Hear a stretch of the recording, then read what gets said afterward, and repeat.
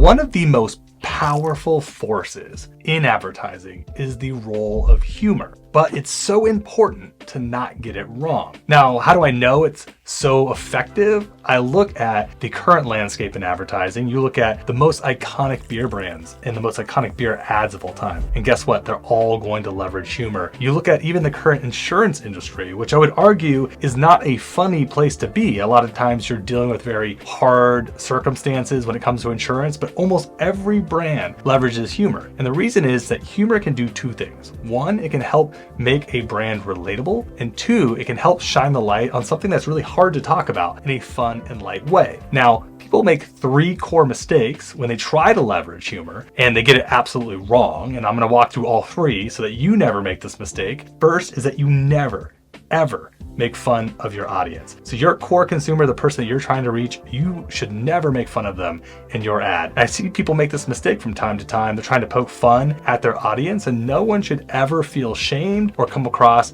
hurt or worse off after seeing your ad than before they started. And that's just a general guideline that we use, but is so important to get humor right when it comes to your advertising. The second is you never want to make fun of your own product or your own service. A lot of times I see brands make the mistake of using humor sort of as a defense mechanism to say, oh, well, we're not that great, or, oh, well, we're funny in this way. And it should never be pointed at your own product or service. A lot of times you want to point it at your competition or at pain points that people are having in their life, pain points that they're experiencing every single day. You never want to put that spotlight of humor on your own product or service, because you are providing a very real solution to people. And the third is you don't want to use humor just for the sake of using it. A lot of times people throw in just random jokes, random things that aren't necessarily even clever. They're just funny, weird things that people do. There should be a reason or use of humor. Sometimes people use it in what we call a pattern interrupt, which means that